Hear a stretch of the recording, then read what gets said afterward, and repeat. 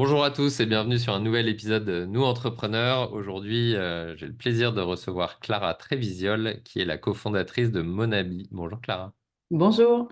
Bienvenue. Est-ce que tu peux tout simplement te présenter et te présenter notamment avant ton expérience entrepreneuriale et ce qui t'a amené à cofonder Monabi?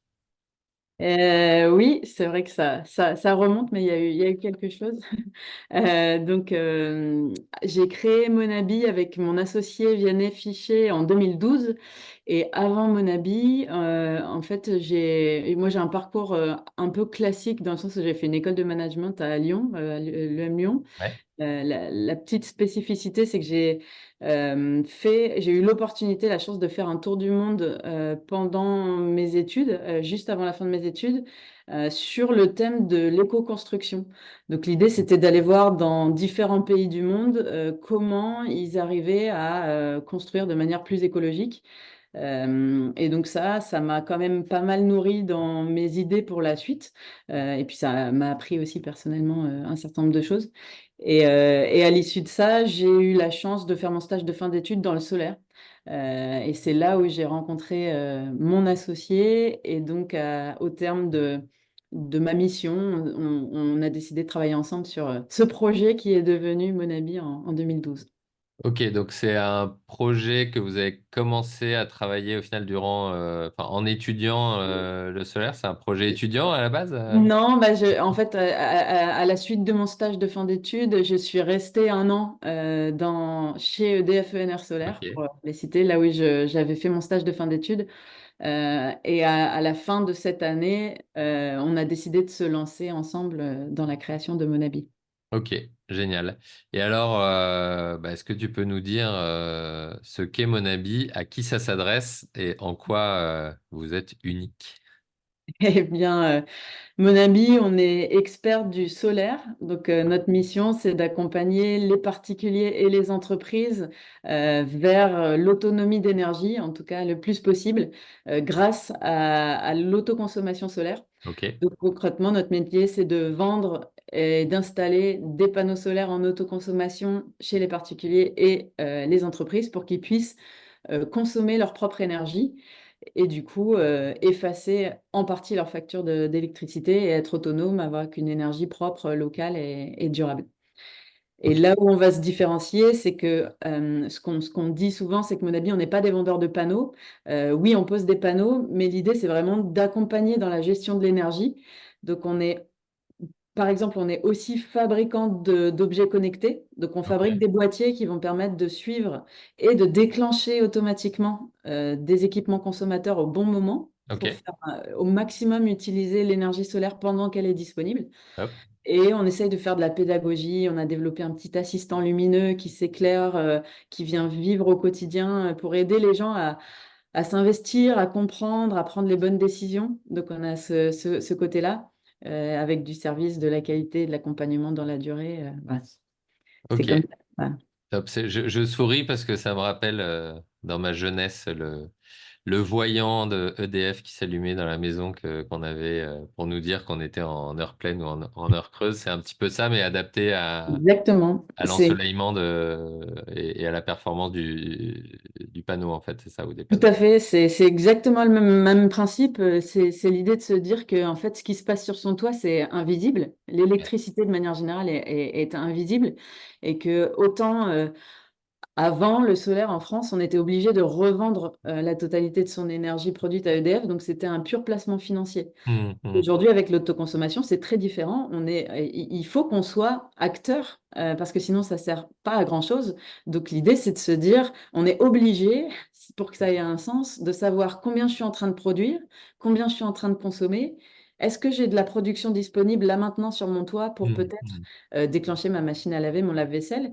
Et si je n'ai pas de visibilité pour prendre cette décision-là, je ne peux pas utiliser au mieux mon installation solaire. Donc l'idée de ce voyant, c'est effectivement qu'il puisse s'éclairer en orange quand je vois que j'ai du solaire disponible Ok. pour pouvoir l'utiliser. Et idéalement qu'en plus, ça puisse mettre en route certains équipements Exactement. automatiquement. Donc, il y a un côté éducatif, en même temps, il y a un côté aussi automatisé, on va dire, Tout à qui est fait. faisable. OK. La première démarche, c'est vraiment j'automatise tout ce que je Ouais. peux. Comme ça, même quand je suis pas chez moi, il y a des choses qui se passent. Et D'accord. ce que je peux pas automatiser, j'accompagne. OK, génial. Et c'est réservé aux gens qui ont des grandes maisons sur la Côte d'Azur et tout le reste, ça marche pas ou Non, mais même à Lille, même à Lille, même on à peut Lille, le faire. ouais. Non, ce qui est vrai, c'est que plus on va avoir un besoin en électricité, plus l'autoconsommation va être rapidement rentable. Par contre, à partir du moment où on a déjà une petite consommation d'électricité, on va pouvoir l'effacer. Donc, avoir une maison, oui, c'est idéal parce Ouais, qu'effectivement, quand on met des panneaux sur son toit, il faut être propriétaire de sa ouais. maison, mais on peut poser aussi au sol, on peut poser aussi sur des ombrières, sur un carport pour alimenter un véhicule électrique, Mhm. par exemple. Et ensuite, effectivement, plus vous allez avoir des consommations électriques importantes et plus vous allez consommer au moment où vous produisez. Donc, en tant Ouais. que particulier, ça veut dire l'été, une clim, une pompe piscine Mhm. et ou un véhicule électrique, plus c'est rentable rapidement. Ce qui ne veut pas dire D'accord. que c'est pas intéressant pour les autres. Donc c'est plus rentable d'auto-consommer que de revendre à EDF. Aujourd'hui, oui, puisque grosso modo, vous allez acheter sur le réseau en tant que particulier une électricité qui est à 23 centimes du kilowattheure Mhm. et vous allez la revendre à 13. Donc, il vaut mieux éviter d'acheter un kilowattheure à 23 plutôt que d'en revendre un à 13. Donc, de toute façon, aujourd'hui, et ça, c'est la vision aujourd'hui, décembre 2023, mais en janvier 2024, vous allez avoir une hausse, en février, pardon, une hausse de 10% des prix de l'énergie qui est prévue d'ores et déjà, et d'autres hausses successives. En décembre 2023, on a pris plus 10, puis plus 15. Donc, on est plutôt sur une tendance haussière assez Ouais. importante. Et plus Sur l'énergie l'achat, ouais. sur l'achat, exactement, pas sur la revente. Ouais. Et plus les prix augmentent, plus c'est intéressant d'autoconsommer.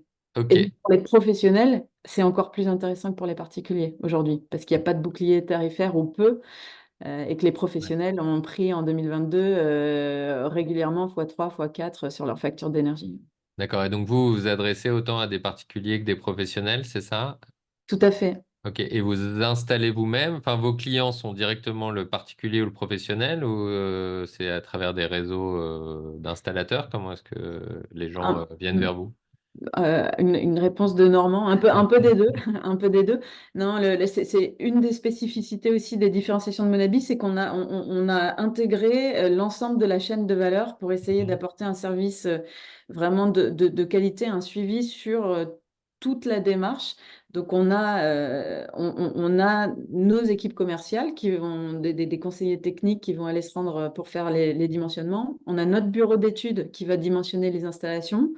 On a les équipes qui sont en mesure de faire toutes les démarches administratives et on a également en interne des techniciens. Donc, on fait des visites techniques sur site systématiques et on a en interne la capacité de gérer entre 30 et 50% de nos pauses. Donc, Mhm. on a des équipes de pause en interne et sinon, on s'est entouré de partenaires avec qui on travaille depuis 2, 3 ans qui nous dédient Qui des sont équipes. agréés par vous, qui sont Voilà, exactement. certifiés. Ouais. Ok, très bien. Bon, ouais, c'est bien clair pour, je pense, ce que fait la personne morale Monabi. Maintenant, si on parle un petit peu de, bah, toujours encore un peu de l'entreprise au final. Comment est donc, il y a une dynamique assez positive. Enfin, ou quelle est la dynamique et comment est-ce que vous, tu parlais de hausse de l'énergie, tout le monde l'a subi, effectivement. Comment est-ce que vous, ça vous affecte, positivement ou négativement? Qu'est-ce que ça change pour vous et comment est-ce que vous vous y adaptez, en fait? C'est vrai que depuis 3, 4 ans, en fait, quand on a créé Monabi, on était vraiment dans une nécessité de convaincre. On devait présenter, on devait expliquer, oui, vous allez voir, les prix de l'électricité vont augmenter un jour. Oui, ce sera une solution pour vous. Et je vous assure que ça va être rentable. Donc, c'était vraiment, on avait ce besoin d'évangéliser. Aujourd'hui, depuis 2, 3 ans, c'est plus du tout le sujet. Je pense que la hausse des prix de l'énergie, c'est un fait. Ça a été vécu, subi et accepté, entre guillemets, par tout le monde. Donc, Là, Intégré en tout cas. intégrer, voilà, plutôt qu'accepter. Intégrer. Et depuis 2021, on est du coup en forte croissance. On est passé de 3 à 8 et à 12 et on vise 20 millions d'euros de chiffre d'affaires. Donc on est en phase d'hypercroissance, Hmm. soutenu par une levée de fonds qu'on a réalisée en juin 2022, pardon. Euh, et donc on est sur cette phase de croissance tirée par la hausse des prix de l'énergie et tirée aussi par la mobilité électrique Ouais. puisque plus effectivement le véhicule électrique, c'est une solution dans la mesure où vous avez aussi la possibilité de dire je vais rouler au solaire. Je vais être capable d'alimenter mon véhicule électrique Hmm. en Hmm. journée avec mes panneaux solaires, ce qui est une réponse pour le particulier, mais surtout pour les entreprises. Ouais. Une entreprise qui va avoir des collaborateurs, des salariés, voire une flotte de commerciaux qu'elle va équiper de véhicules électriques qui vont pouvoir recharger en journée, non pas Hmm. sur le réseau avec une électricité dont on ne connaît pas l'origine, mais grâce à une installation solaire. Donc, c'est des facteurs qui aident et qui tirent la croissance de Monabi aujourd'hui. Ok, tu parlais de 20 millions là, je ne sais pas si c'est pour 2024 ou plus long, mais c'est à long terme, c'est quoi ton ambition, votre ambition pour Monabi? Bah, on s'est fixé un cap en se disant en 2026, 60 millions. On sait qu'on peut aller les chercher. C'est une ambition, j'allais dire, notre ambition n'a pas de limite. C'est pas pour dire que par prétention Hmm. on n'a pas de vocation, on n'a pas de fin, on n'a pas de borne. Aujourd'hui, on a une vocation qui est d'apporter des réponses, une solution pour la transition énergétique, face à la hausse des prix de l'énergie, face au changement climatique. Et on croit que le solaire peut apporter une solution. Aujourd'hui, on est présent, grosso modo, tout ce qui est au sud de Lyon-La Rochelle. Ok. Euh, on peut renforcer encore cette présence. On a démarré le B2B uniquement cette année, donc Hmm. on a un potentiel de croissance et de développement très fort dans nos réponses aux professionnels. Et demain, la France entière on pourrait voilà, étendre nos présences géographiques plus au nord, on pourrait Ouais. développer d'autres services autour de l'énergie. Enfin, dans l'énergie en France, il y a aujourd'hui un monde et un potentiel de solutions très fort et on y croit énormément. Ok. Et en passant de 8 à 12, 20, 60 plus tard, comment est-ce que toi tu vois évoluer ton métier de dirigeante?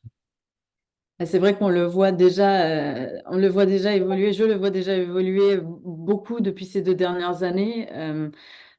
Déjà parce qu'on s'est entouré d'un comité de direction.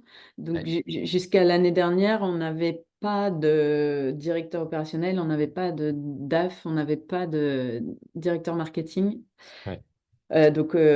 Ces fonctions-là sont venues petit à petit nous aider, nous épauler, nous permettre d'apporter énormément de valeur à l'entreprise parce qu'au lieu de s'inventer à la moitié DAF, directeur financier, marketing, etc., on a aujourd'hui des gens qui ont cette expertise technique réelle, qui ont une expérience dans d'autres entreprises.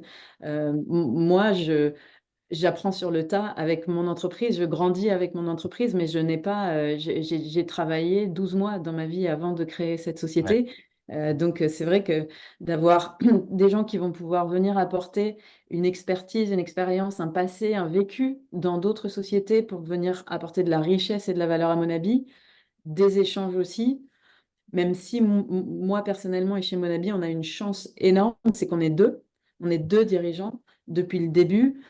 Et donc, on a cette valeur de l'échange, de l'interaction, de se challenger mutuellement, de pouvoir aussi s'appuyer sur l'autre quand on est en difficulté ou quand on a des périodes un peu compliquées à passer. C'est un soutien colossal. Et ça a été une puissance. Je pense qu'on n'aurait jamais réussi à arriver là où on est si on n'avait pas été tous les deux. Ouais. Top. Et quel est ton plus grand apprentissage sur ces dernières années? C'est 10 ans, là, un peu plus de Euh, 10 ans au final ouais, que vous avez créé depuis Monabi. 10 ans. Ouais. Je pense que enfin, une valeur qu'on a développée qui était en nous, mais qui, sans ça, on n'aurait jamais pu y arriver. Je pense que c'est la persévérance. C'est un point. En fait, on a toujours l'impression qu'on pourra pas. Enfin, si on a l'impression qu'on ne pourra pas y arriver, quand on croit dans ce qu'on fait, quand on croit dans la finalité, on trouve des solutions. On trouve des solutions et on se relève de tout et on grandit. Et ce qui nous semblait impossible va finalement pouvoir être accessible et pouvoir se réaliser. Ça, c'est assez impressionnant. Donc ça, on l'a appris, je l'ai appris en tout cas. Et peut-être le fait aussi de choisir ses combats. Parce que si on a envie on peut pas se battre sur tout, quoi. On a une énergie malgré tout qui est assez limitée. À un moment donné, si on choisit pas ses combats, si on se focalise pas sur les priorités, je pense on, on peut pas y arriver. Ok. Et ton prochain apprentissage avec l'évolution justement de l'entreprise, à ton avis, c'est sur quoi est-ce que tu dois développer des connaissances, des compétences? Bah, aujourd'hui, principalement délégué, parce que c'est aujourd'hui, on avait cette vision et ces actions opérationnelles sur beaucoup de services qui aujourd'hui sont pris par d'autres. Donc, je pense qu'il faut qu'on apprenne vraiment à déléguer, à prendre de la hauteur et à, du coup nous focaliser sur des sujets plus de stratégie, de Mhm. partenariat et voilà, pour laisser la place à d'autres qui ont en plus de compétences que nous pour faire leur métier. Donc du Donc lâcher voilà, prise aussi, lâcher autant prise. des Ouais, compétences de management et en même temps de travailler sur soi, sur la exactement. confiance, le lâcher prise, etc. Exactement. Le management, c'est un vrai sujet aussi, parce qu'on ne manage pas de la même manière pardon, un deuxième cercle, membre du comité de direction qui a 15 ans d'expérience. Et nous, Monabi, au départ, on a grandi avec des stagiaires qu'on embauchait, qui n'avaient jamais travaillé ailleurs, et ça n'a absolument rien à voir. Donc, en termes de management aussi, de posture, d'exigence, il faut aussi que j'évolue moi personnellement et que nous, en tant que patron, Ouais, dirigeants de l'entreprise, on est. top. Génial. Je t'ai pas posé la question tout à l'heure, mais sur peut-être ouais, une croyance ou un préjugé sur votre secteur d'activité sur lequel tu pourrais nous éclairer, nous éduquer.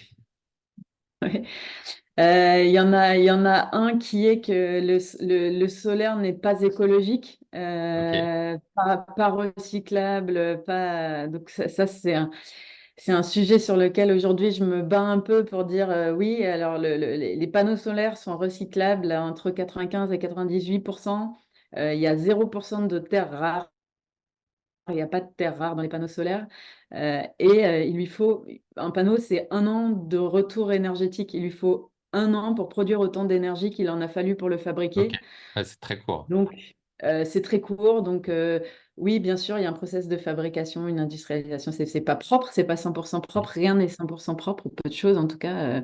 Mais c'est quand même une solution qui est écologique. Ok, génial. Est-ce qu'il y a une dernière question que je ne t'aurais pas posée, un sujet que tu voudrais mettre en avant? Euh, voilà, juste parler de la puissance du collectif, ça me permet un peu de remercier aussi les collaborateurs qui ont travaillé chez Monabi, parce qu'on n'a pas eu, la vie de Monabi n'a pas été un long fleuve tranquille.